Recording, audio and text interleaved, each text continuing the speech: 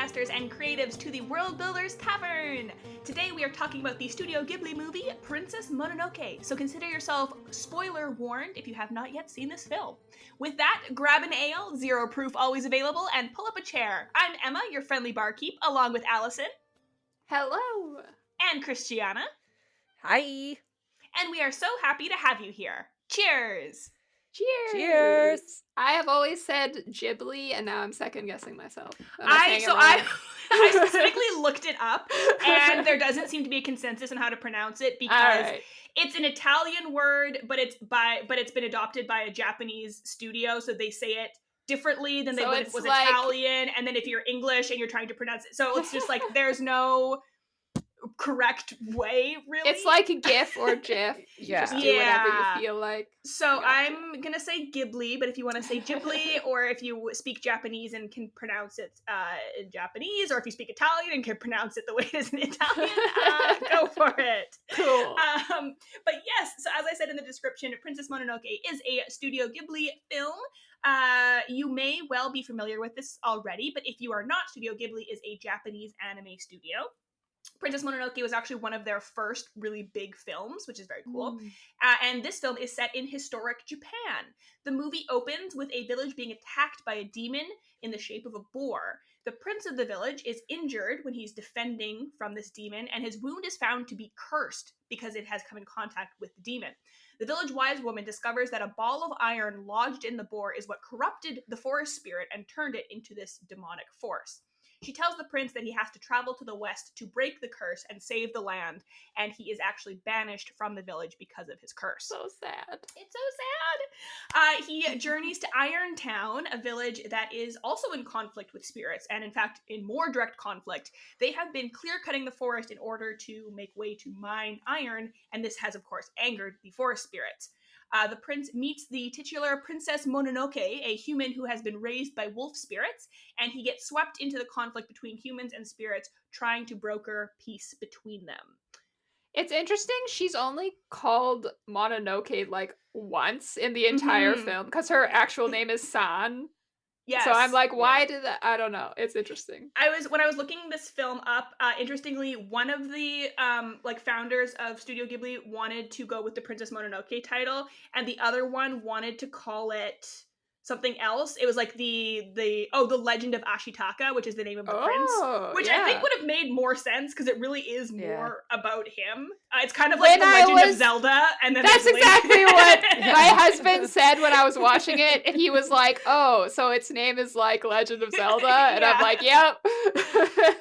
Yeah, so that's so it's interesting that is the thing, but it's a cool name for a movie. Yeah. I have not watched a lot of Studio Ghibli. I've watched two, and I've kind of watched half of another one. Anime's not my genre as much, but I liked this one. I thought it was cool. I love anime, and Princess Mononoke isn't even in my top 3 Ghibli films, but I know a lot of anime fans also love it. So this is one of the ones that's always is always really high up on people's lists, I find. Yes, lots of people love this one. It's not, I don't know why, I Spirited Away is my favorite. That's one of the ones that I've seen. Christiana and Emma wanted Mononoke, so that's the one we had to watch. I think it's just because Spirited Away has been analyzed to death. That's it's so popular, and it's so very popular. Also, I didn't really like Spirited Away, and I was afraid to talk about it. Yeah. People be mad at me. Emma, we're putting you on the spot. Why did you not like the fan favorite Spirited Away? Or that's an answer. That's a question we can answer in after hours. We'll go in the safety of our patrons. I also think Princess Mononoke, Spirited Away has maybe a little bit deeper world building in the sense of the amount of creatures and gods and spirits and all these people that are included. Princess Mononoke has deeper world building in the sense of going back in history to actual 1400s, correct? I think around that time, 1400s Japan, and kind of the systems that existed then on top of these fantasy elements and the idea of kind of corruption and gods and things. I think it's the world building is just a little more subtle, but also a little more in depth at the same time. Mm-hmm. I think what I love about Studio Ghibli is that it does a really good job of being very weird, especially Yes. for a North American audience, without losing the audience. Because lots of Yeah. times, for me, when things are so weird, I'm just like, I don't understand this. I'm out, right? Like, Yeah. it makes no sense. And a lot of things did not make sense. It's Yeah. particularly a little bit more in Spirited Away than in Mononoke. But Yeah, I even was gonna in say Mononoke, I think Mononoke is one of the more normal, quote unquote, there's like still a lot of stuff in there that's like, why? Or like you just have, I don't know. And but it's still so captivating, and it just makes Mhm. you think about the characters more than the world building, even though the world building is really weird. Mhm. Or the world building being weird forces you to think more about the characters. Maybe that's what I'm But trying to say. also the Yeah. Yeah. world building is like, I'm gonna love anything that's anti-capitalism. And Yes. Princess Mm. Mononoke is so anti-capitalism. And so like Mhm. I really love it. And like even the fact that when this movie was released, like I don't think clear cutting was like a very common concept in political spaces, like the concept of like clear cutting forests and improper forest management and like ecological values and things like that. Mm. But they were still like, this is a problem. Like, this is an Yeah. issue. Mhm. How are we going to deal with it? But in a fantastical way. And I think Princess Yeah. Mononoke is like just like one of those A plus hard to beat examples of how a fantasy world can tackle real world issues and Mhm. have commentary and have something to say about it while still feeling like a fantasy. Because Mhm. sometimes it feels too thinly veiled where you're kind of like, yeah, we get it, this is all an allegory.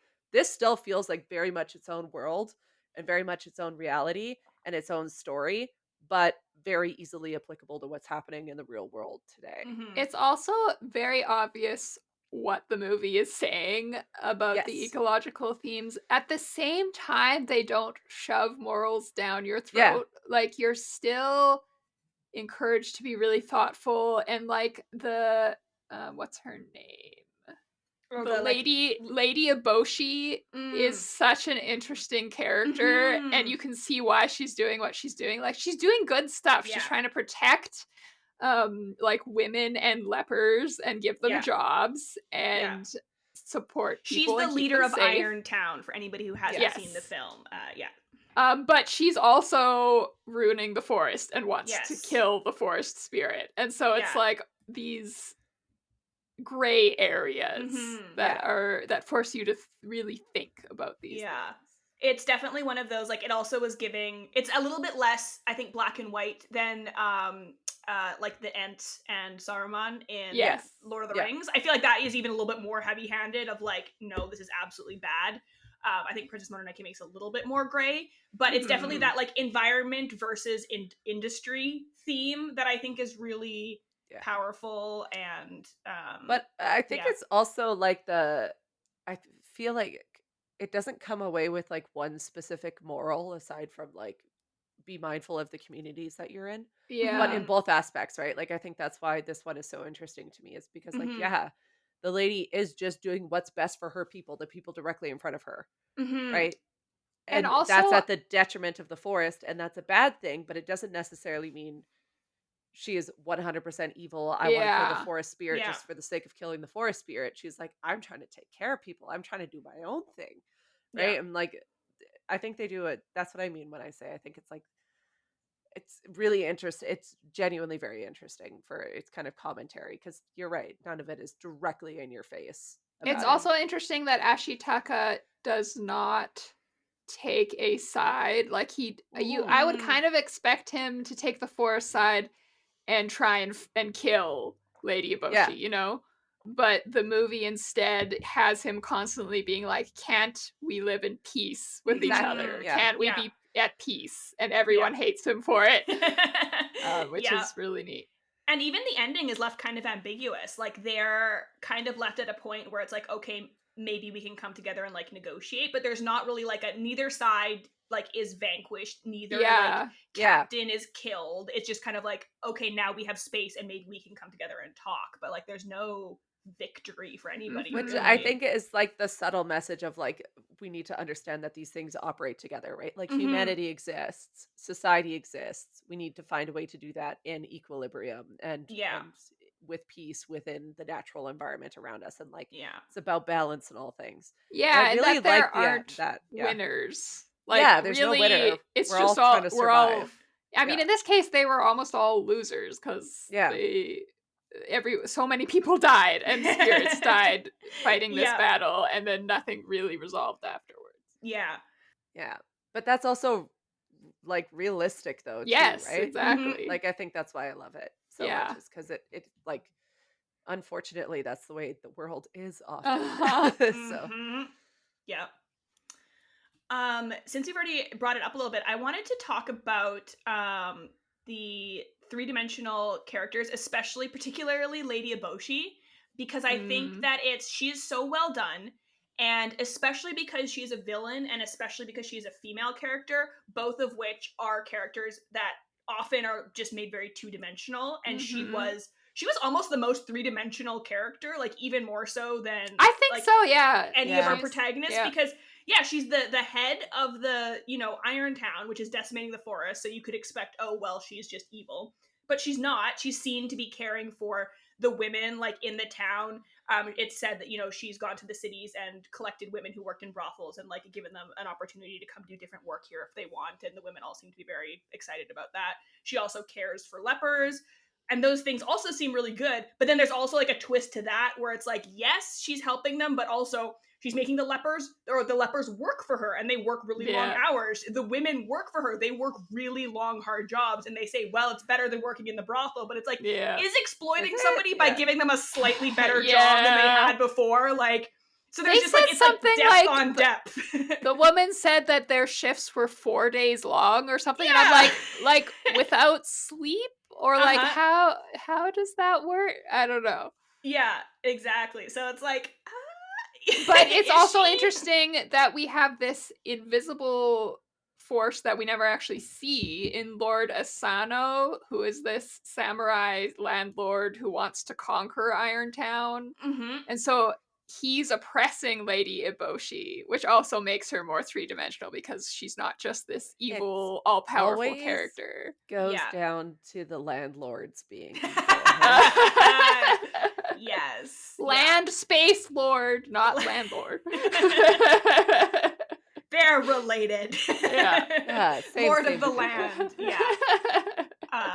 Yeah. Yeah. So like, then there's also like a reason for why she has to decimate the forest. Like, if she doesn't have Yeah. iron, they will literally be conquered. Like, it's not Yep. just a greed thing. And you do see it. She's like, oh, we're going to be super wealthy, but it's like a product of that wealth is being able to defend yourself against other people. So yeah, it's all very complex. Also, side note, I had to look this up because I recognized her voice and couldn't figure out who it was. The English voice actor is Minnie Driver, who I love.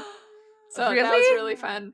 And Oh Claire my god. Danes is Yeah, is Princess San. Mononoke. Yeah. Yeah. Or sorry, yeah, yeah. Same That's character. Same, Yeah. yeah. I Yeah, love they had some Minnie really good Driver. voice actors for That's this one. awesome. I mean, Yeah.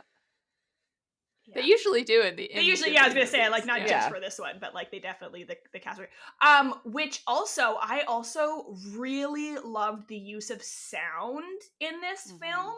Like, Oh. the way that they spoke was really clear and really crisp, which like I think is a thing in animated films in general, because you're doing more of that, like, I mean, even in live action though, you do VDR and like voiceovers, but like the sound was really enunciated. The sound in the background, I feel like, was never in the background. It was like just as loud. Like if someone was pouring water, it was like that was the main focus. It wasn't ever like background noise. It was like, Oh, I didn't notice that. That's cool. yeah, which I felt was like, I felt like it was a very like time specific thing, because it was very reminiscent of some other like movies of that time, like The Last Unicorn, or even like Peter and the Wolf. Like, it kind of reminded me of those a lot. But then also I think it's just a way of like really drawing you into the world and showing that like it's just like a slower way of making a story almost, because it's not like you don't have Yeah. people The constantly talking. environmental feeling of it, right? Like I think that's something that Studio Ghibli does really great. One thing that I'm going to point out, it's not from this movie, but from Ponyo, when Mm. she makes ramen for them. And the way the ramen looks, I distinctly I've remember seen that watching it when clip. I I was haven't very seen the young, and film. I I've was seen like, that clip online. "Oh my god, I need it. I want it." And Oh that my started gosh. like a lifelong Anime obsession. food Yeah. is Looks Yeah. so good. It looks always so looks so good. I good. just want to eat it all. But on the flip side, the design of the demon, especially in the beginning with the boar, like the little like wormies And the taking over squelching him, So noise it and the makes. creepy. squelching. Ah! Oh, yeah. I It's hated it. it's so good. I hate Yeah. it so much. Or Yeah. the forest Ugh. spirits, they're like these little Mm. tiny doll things, and they make like clicking noises. Yeah, And so the as they clicking go Yeah. through noise the is so forest, weird. it's like 100 little like clickies happening instead of bird Yeah. song, which is just so, it gives you the sense of like, oh, this is a weird forest. Like There's this is something So odd. otherworldly, yeah. Yeah. Yeah. But it sounds Yeah. like insects almost. Which, Yes, as someone yeah. who's like terrified Yeah. of spiders, it Ah, immediately. don't say that. Do you want me to ruin something for you guys? No, I don't. You know, sometimes when you're walking in the fields in Manitoba at night, this is me being a farm kid from Manitoba. Sometimes you hear like almost like a little cricket noise, like a those are Uh-huh. spiders. No. Yeah, No. ruining your life one day at a time. No. But yeah, the little forest spirits, like they sound unnatural but still natural. Yeah, the sound design is really, really good.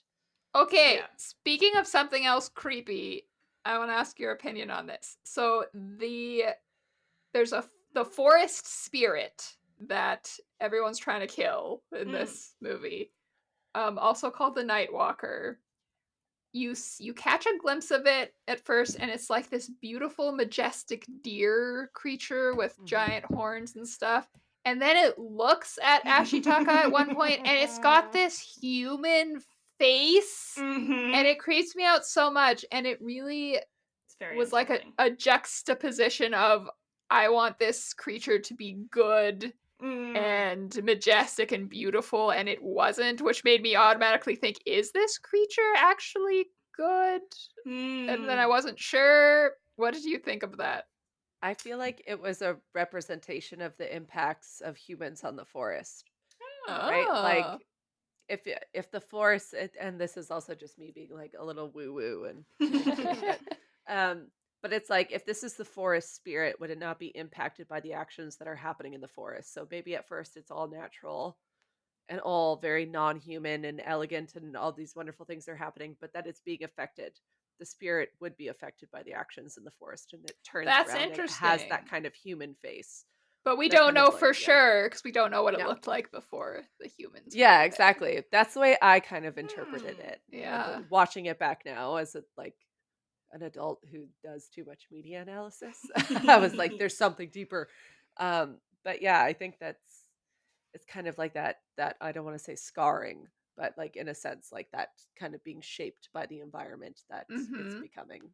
So I think I definitely like thought it was unsettling. I took it more as like the like wildness or power of nature, kind of thinking of like, yeah, in Narnia when Aslan's like, he's not a tame lion, like he's a good Yeah. lion, but you should still be afraid of him because he's a lion. And it's kind of like that. It's like, yeah, these spirits may be, I mean, I guess we don't even know if they're quote unquote good. They just I don't are, think it right? is Like good. that's the thing, is just like nature exists and nature has a right to exist, but nature doesn't have to earn that by being beautiful and majestic and something that we're comfortable with. Yeah, nature doesn't prescribe to human morals. I Yeah, think is the and thing, like right? Where this it's thing like is a horrible and hurricane. powerful, and like that's Yeah. just what it is. That's like the nature of this Because creature. there's a point where it heals Ashitaka, and then a bunch of boar spirits come and have a conversation and are like, why didn't it heal our boar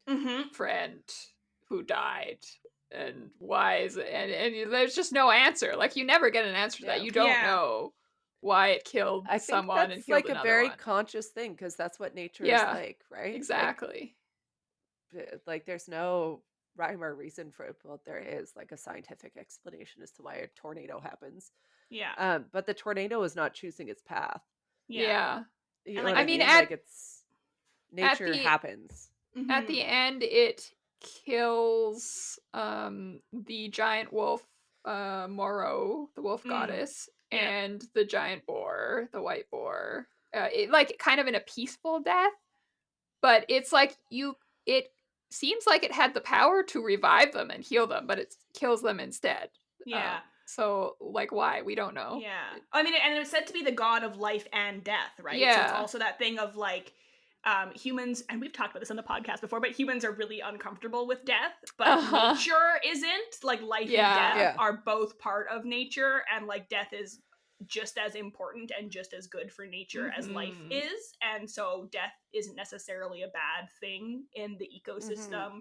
So maybe killing them and giving them life, maybe the spirit sees it as the same thing. It's like, this is just... Well, and again, we're prescribing human morals to a thing that exists outside of it, right? Yeah. Like, I think that's what another thing that I really like about this movie is like, we don't need a reason. That's not how nature operates. Nature does not operate on the same morals as us. It does not operate even on the same plane as us, right? And so I kind of like that, and I think it's like a meaningful exploration of our relationship with the environment that we live in, where it's like, yes, it giveth and it taketh away. There's no, like, we don't really get to say when or where or why.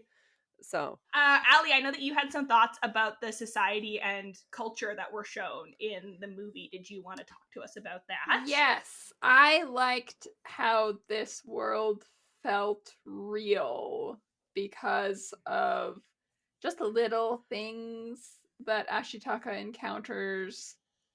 So in Irontown, you have different gender roles for the women and the men. They're obviously treated differently, and you kind of see the men or the women making fun of the men sometimes, and it obviously being sort of refreshing that they get to do that because it's made clear that they were oppressed before this, and that they worked in brothels and stuff. And so it's kind of like, yeah, we can, they don't touch us, unless we want them to, kind of thing. And so just like those little details that don't actually impact the main crux of the story, but make this world feel real and historical as well. There was a little touch that I liked, which there's never really explained as to why, unless it's a thing where I'm ignorant of it in Japanese history. But people didn't, in the original village, nobody wore shoes. Like, even when they were like running around on the road, like that was one of the first thing I noticed, is that the prince was not wearing shoes, and he's like clambering around, and then they like, and then the boar is attacking, and these girls like running away, and none of them are wearing shoes. And I'm just like, oh, that's like a fun, and like, it's not a thing, like, nobody talks about it. There's no reason why anybody would be like, we don't wear shoes because blah, blah, blah. I'm just like, oh, that's just like a fun thing that makes it feel lived in, is just these details that are... Yeah, I wonder if that's something to do with poverty. Like, it seems like it was a poor village. Maybe they just don't have shoes, or I don't know. It could, but I feel like most societies around the world have figured out how to make some sort of shoe. Like, you know, even if it's, because like they're clearly like hunters and stuff, I think, so like with leather or whatever, so like I think they probably could have shoes if they wanted to, but I just thought that was like a fun, just like, that's neat. I also really loved the design of the fantasy creatures. The fact that he rides like an elk, and I think loved his elk so much. Oh my goodness! In the beginning, they're running away from the boar on the elk, and I literally turned to Connor and I was like, "If this elk dies, I'm turning off this movie. I don't care if it's for the podcast. I will not watch." So I can spoilers. challenge you. I don't think that's an elk. Is it not an antelope? They say they call it a red elk. So I mean, it looks more like an antelope, but in the show they call it a red elk. So I don't know. In the show's world, it might not be a... Okay. It could also be like Europe, I missed where that because everything I is just an saw elk. it and I was like, antelope. Okay, yeah, moving on. Yeah, there's a point where it's standing frozen in fear as the demon approaches it, and I'm like, oh no! The arrow, yeah. And then I was like, oh good, the elk's gonna survive. Yeah, and then he takes out his bow and he shoots an arrow, and I was wondering if he was gonna like, if it was a mercy killing. Mercy like, killing, the demon's not gonna kill my deer, but he just shoots an arrow next to the deer so that the deer will run away. Scare and I was it like, away. oh, yeah. Thank goodness. Even that, I think, is a nice little twist, just to show you're not in actual history. It's like, you're not riding a horse, you're riding a deer. Cool. We know you're that riding we're in a non... some form of non-domesticated ungulate. About it, but yeah. Also, I love giant wolves, so I'm totally here for that. Yeah. Oh, they were amazing. Yeah. Even the giant... I love pigs also, so I felt really sad. The boars were more like antagonists than anything else, and I was like, oh, the poor piggies. The white boar had eye gook that I just could not look away from. It was so gross. I was like, no, I just want to wipe it off your eyes. Poor old boar. Poor boar. Yeah.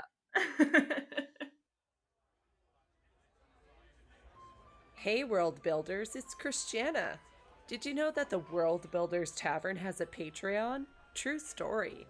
You can help us keep the lights on and listen to our bonus after hours episodes. If you want to hear all of us get a little unhinged, join our Patreon. So you can join us at patreon.com/worldbuilderstavern. All right, so I think that's a good time to toss to proprietor's pick. So, Allie, what do you got for us today? I have picked a fantasy novel called God Killer. Ooh. Came out January of 2023. So pretty new if you're listening to this in a timely fashion. And it is about Keeson's family were killed by zealots of a fire god. Now she makes a living killing gods and enjoys it. That is, until she finds a god she cannot kill. Skeety, a god of white lies, has somehow bound himself to a young noble, and they are both on the run from unknown assassins. Joined by a disillusioned knight on a secret quest, they must travel to the ruined city of Blenraden, where the last of the wild gods reside, to each beg a favor. Pursued by demons and in the midst of burgeoning civil war, they will all face a reckoning. Something is rotting at the heart of their world, and only they can be the ones to stop it.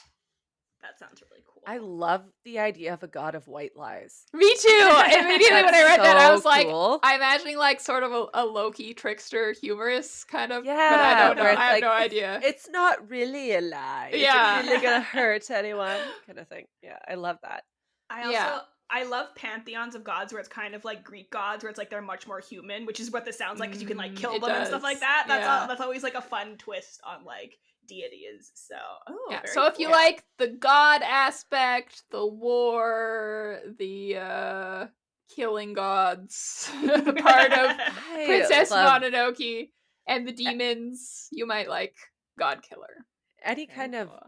like the god killer. That's just the most metal That is a great title. Oh, you should also Yeah. look at the cover because it is so gorgeous. Is that the one with the deer on the front? It's got a deer on the front. That one's been on my list, and half of the reason I put it on my list was because of the Right? title. I don't even think I And knew the the cover. synopsis because I did Yeah. not recognize it when you You're were like, talking god about killer? it. Sign up. Yeah, it's got this gorgeous deer with big antlers and a Oh, moon yeah. in the background on the cover. It's very pretty. So. That's awesome. Amazing. I take out most of my books from the library, and then I only buy the ones that are like 10 stars, or 10 out of 10. So I'm really hoping that this one is, because I want it because it's pretty. So like, this one had better be 5 stars. With that, we are at last call. So listeners, we have some concluding questions and thoughts for you about what we can learn from the world building of Studio Ghibli. Allie, do you want to kick us off? What do you think we can learn from Princess Mononoke? I think you should think about how you can ask questions without being direct about it, but ask questions through the world building. So, for example, in Princess Mononoke, the question is, how can we coexist with nature? But no one really outright says that. It's just implied. And so one way you can do this is sometimes when you write, you might have characters actually talking about this stuff.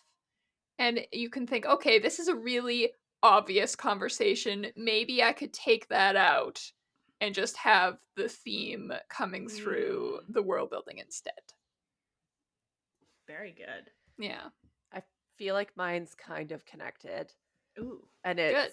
We love it. Even if you have a world that is very different and very separate from the world that we're actively living in, how can you make that connection, right? Princess Mononoke is about gods and is about demons and infection and things like that, but it is ultimately about how can we balance our existence with nature, right? So there are ways to take these very supernatural, very fantasy or sci-fi elements, and how can you make it kind of be a commentary on the real world without it being like very in your face, like, see, this person is bad, everyone's bad. The moral of the fairy tale. Yeah, exactly. Like, the moral doesn't always have to be and then this happened and everyone lived happily ever after. Sometimes the world building can be that tool to cause people to question their own relationships, right? Like, it doesn't necessarily have to be an in-your-face lesson. it could just be a vehicle for kind of questioning some of these systems. This is Totally. my way of saying, let's stop capitalism. Capitalism But how is can the you do that worst. subtly without me standing in the background chucking Molotov cocktails at Capitalism is the every bad guy. yeah. Yeah. Yeah, I am really just the thing that keeps sticking out to me from this movie is like the soundscape. So I'm gonna say my advice from this movie is to engage all of the senses of your audience. So if you are working in a visual format or an auditory format, then you have a little bit of more tools at your disposal because you can add things like sound. If you're doing a play, I guess you could add smells, which good or bad could be weird, but but even if you're writing, you can use descriptions of those things. So I would say whenever you're describing something, try and use at least two senses. Like, how did the wood look and how did it feel, or how did it smell? Like, you can make a world feel richer and more lived in if you incorporate more senses. This is also Yeah. something you can add in the editing phase, because when Mhm. I'm first drafting, I usually always forget about senses other than visual, Mm, and that's always what and then when I'm editing, I'll be like, okay, I gotta add in, touch yes. or smell or whatever. You don't have to have it all in your head at once. Yes. Yeah. But But before yeah. you get to that last final finishing Yes, step, make sure that add there's all the multiple. senses. Yeah. Or even like if you're not trying to do that, try an exercise where you describe something without using visual, because that's like the Yeah. main. Obviously, sight is a big part of how a lot of us interact with the world, so we tend to go for that first. But like, how would you describe a chair without talking about how it looks? How would you Yeah. describe a room if you Well, couldn't talk about how okay. it looked? Right? Descartes over here. If you could only touch an elephant, how would you Yeah. describe it? I would say but this is a tiny pet peeve. Stop saying the copper tang of blood. It's got to be like something else. It's got to like find another way to describe blood. Oh, that's true. But it Boots tastes like crunching. copper. It does. What else am But I be supposed like, to say? you say like the smell of pennies filled my nose or whatever, if that works or something. It's just always I always hear the copper tang of blood in so many things, specifically just copper tang, and I'm like, Yeah. Once a new you phrase. notice how many boots crunch on gravel, That's what I mean. You It's will the same never. thing. Where I'm like, it's like copper tang, boots crunching. Uh-huh. Yeah. And I mean, they are evocative, so maybe, but you could Yeah. maybe have one. You get one, and then you have to You use get a one. different description. Yeah. Unfortunately, though, that does bring us to closing time. We would love to stay longer, but these windows are not going to wash themselves. So thank you so much for joining us at the tavern. If you just can't bear the thought of waiting 2 whole weeks for another episode, you should join us on Patreon. Patreon.com/worldbuilderstavern, where you will get access to our bonus after hours shows. Yeah. Where you will hear me talking about why I don't like Spirited Away, and then you can send us angry comments about it. You can also connect with us on Twitter at WB Tavern Pod, on TikTok at World Builders Tavern, and on Discord, where we are the World Builders Tavern. We hope to serve you here again soon, but until next time, scram. Bye. Get out of here.